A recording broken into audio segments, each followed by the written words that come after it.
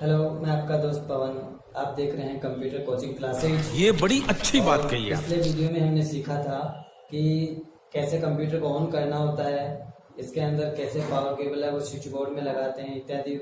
आपने ये सभी सीखा था। आज हम बोर्ड पर अच्छी तरीके से हम और भी इसके बारे में और भी जानेंगे। अलग अलग ऑप्शंस आते हैं, पार्ट्स वगैरह होते हैं, उनके बारे में थोड़ा सीखेंगे। तो देखिए, यहाँ पर सबसे पहले आपके पास आता है कि RSCIT क्या होता है। सबसे पहले ये जो कंप्यूटर हम कोर्स करते हैं उसके अंदर हमें थोड़ा सा ये लगना चाहिए। कोई भी हमसे पूछे तो क्या होता है RSCIT, तो उसके बारे में हम सीखना चाहते हैं, समझना चाहते हैं, तभी हम आगे कंप्यूटर कोर्स कर सकते हैं। तो इसके लिए सबसे पहला होता है RSCIT। RSCIT का मतलब होता है कि आर का मतलब होता है Rajasthan, state certificate in information technology. और हिंदी में यदि हम समझना चाहे तो राजस्थान राज्य प्रमाण पत्र अनुसंधान संस्था, ये बड़ी अच्छी बात कही है, अप्रूव करवाती है। उसके बाद में RKCL होती है।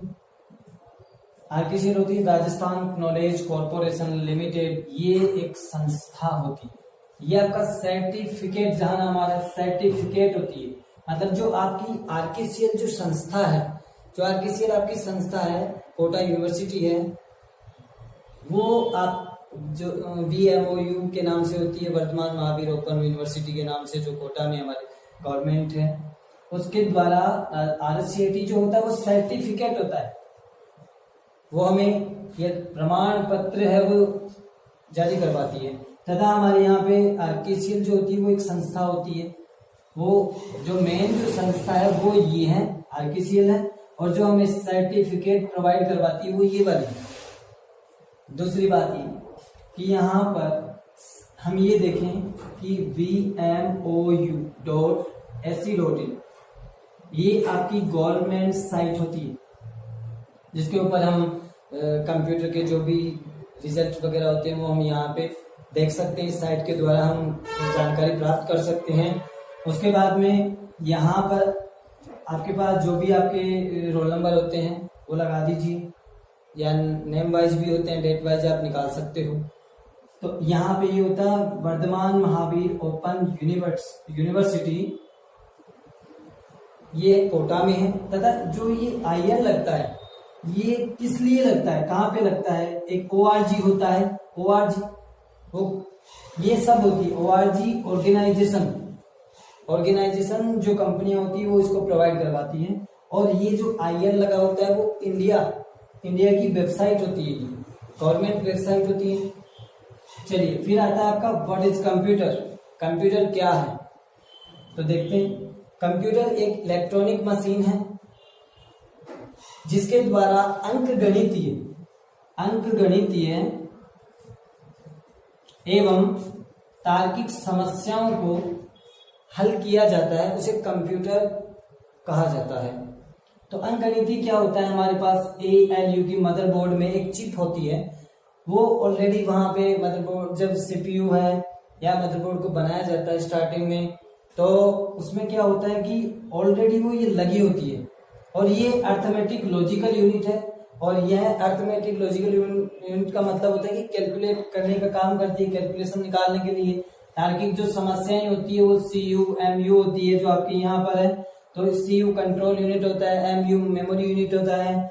उसके बाद में आपके CPU में अन्य आपके पास और भी ऑप्शंस होते हैं, और भी पार्ट्स होते हैं, उनके बारे में बाद में आगे बात करेंगे। उसके बाद में यहाँ पार्ट्स देखिए, पार्ट्स ऑफ कंप्यूटर।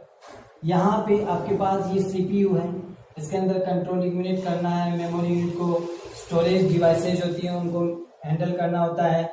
इसके अंदर और भी जैसे रैम होती है, रोम होती है। ये मेमोरी के प्रकार होते हैं, मेमोरी के भाग होते हैं। रैम होती है वो 3 प्रकार की होती है। यहाँ रोम भी होती है, वो 3 प्रकार की होती है। रैम होती है DRAM, और ये होती है सिंक्रोनाइज SDRAM। उसके बाद होती है स्टैटिक रैम। तो इस प्रकार से ये रैम के हैं। उसके बाद में रोम होती है, वो EEPROM होती है, EEPROM। उसके बाद में दूसरी होती है डबल EEPROM, पहली होती है PROM, दूसरी EEPROM होती है और तीसरी होती है डबल EEPROM। अलग अलग भाग होते हैं इनके। तो रैम रोम में भी फर्क होता है। यहाँ पर आपके पास जो रैम रोम होती है वो आपकी प्राइमरी मेमोरी होती है। मेमोरी आपकी दो प्रकार की होती है। मेमोरी आपकी दो प्रकार की होती है। एक होती है प्राइमरी मेमोरी, एक होती है सेकेंडरी मेमोरी। प्राइमरी मेमोरी आपका जो सिस्टम को प्रोसेसिंग करने का कार्य करती है और सेकेंडरी मेमोरी होती है वो आपका स्टोरेज का काम करती है कि जितना भी आपने डेटा सेव किया है, आपने डेटा बनाया है, फाइलें बनाई हैं, उन डेटाओं को सेव करता है। तो वो सब काम होता है आपके सेकेंडरी मेमोरी का। और जितनी भी प्रोसेसिंग जो काम होती है वो आपके यहाँ प्राइमरी मेमोरी के द्वारा होती है। तो इसी प्रकार से इनके अन्य अन्य भाग होते हैं। उसके बाद समझ लेते हैं कि आपका ये कीबोर्ड है और कीबोर्ड को हम बोलते हैं इनपुट डिवाइस। इनपुट डिवाइस ये आपका इनपुट डिवाइस होता है। इनपुट डिवाइस, अब ये देखा जाए कि इनपुट डिवाइस होता क्या है, किसको बोलते हैं। तो इसमें ये होता है कि जिसके द्वारा निर्देश दिए जाते हैं वो इनपुट डिवाइस कहलाते हैं। और ये आपका होता है आउटपुट डिवाइस। आउटपुट डिवाइस को मॉनिटर भी बोलते हैं, मॉनिटर। इसको एलईडी भी बोल सकते हैं,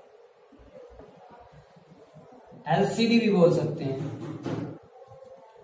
इस प्रकार से आपके पास होता है मॉनिटर, होता है आपका डिस्प्ले यहीं से होती है, इसके अंदर ये डिस्प्ले शो होती है। यहाँ पे एलसीडी होती है, लिक्विड क्रिस्टल डिस्प्ले जिसको बोलते हैं। इस प्रकार से इनके भी फुल नेम होते हैं। अब देखते हैं यहाँ पे जो आउटपुट होता है वो क्या काम करता है। तो आउटपुट यहाँ काम करता है कि जिनके द्वारा, जो इनपुट के द्वारा निर्देश दिए गए हैं वो आपके सीपीयू में आते हैं। सीपीयू में आने के बाद ये प्रोसेस होते हैं। प्रोसेस होने के बाद ये आउटपुट इनको शो करवाता है, प्रदर्शित करवाता है। जिनके द्वारा डेटाओं को प्रदर्शित करवाया जाता है उसे आउटपुट डिवाइस कहा जाता है। और इन दोनों का मतलब कीबोर्ड है और कीबोर्ड और मॉनिटर दोनों का कॉम्बिनेशन बनाता है, दोनों को जोड़ता है। और दोनों का कार्य है वो कौन संभालता है, सीपीयू। सीपीयू की फुल फॉर्म होती है कंट्रोल प्रोसेसिंग यूनिट। और इसको सेंट्रल प्रोसेसिंग यूनिट भी कहा जाता है। दोनों एक ही, इसी की फुल फॉर्म होती है कंट्रोल प्रोसेसिंग यूनिट और सेंट्रल प्रोसेसिंग यूनिट। कभी कभी एग्जाम में ऐसे क्वेश्चन दे दिए जाते हैं कि यहाँ पर कंट्रोल यूनिट को न दे करके आपको दे दिया जाता है सेंट्रल प्रोसेसिंग यूनिट। तो यहाँ कंफ्यूजन होती है, याद रखिएगा। यहाँ पे कंट्रोल प्रोसेसिंग यूनिट भी इसी का नाम है और इसी की सेंट्रल प्रोसेसिंग यूनिट भी इसी की फुल फॉर्म होती है। उसके बाद में यहाँ पर आपके पास कंट्रोल यूनिट होते हैं, इसके अंदर एमबी होती है, मेमोरी यूनिट होती है, स्टोरेज डिवाइस होते हैं, रैम होती है, रोम होती है। यहाँ पे इनके अंदर आपके पास एसएमपीएस पावर सप्लाई होती है। एसएमपीएस की एक केबल होती है। यहाँ से पावर बॉक्स होता है आपके पास। पावर बॉक्स के अंदर से सप्लाई आती है। स्विच बोर्ड से पावर बॉक्स में सबसे पहले सप्लाई आती है, उसके बाद में मदरबोर्ड के अन्य भागों में सप्लाई ट्रांसफर होती है। यहीं भी आपकी हार्ड डिस्क लगी होती है, hard disk, HARD, hard disk. यहाँ हार्ड डिस्क लगी होती है। हार्ड डिस्क में भी जैसे सबसे पहले हम ये जाने कि मेमोरी कितने प्रकार की हार्ड डिस्क हो, तो यहाँ 80 GB भी हो सकती है, यहाँ पर 320 GB भी हो सकती है, यहाँ पे 500 GB भी हो सकती है।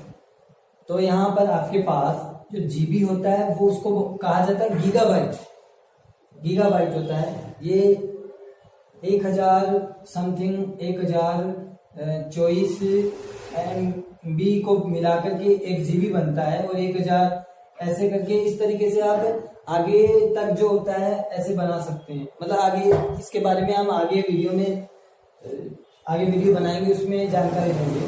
लेकिन यहाँ पे हम देखते हैं कि ये जो हमारा सिस्टम होता है, यहाँ इसको हम बोल सकते हैं पीसी। पीसी मतलब होता है पर्सनल कंप्यूटर। तो यहाँ पे हमने अभी तक ये जानकारी प्राप्त की और इससे आगे का वीडियो हम और आगे बनाएंगे।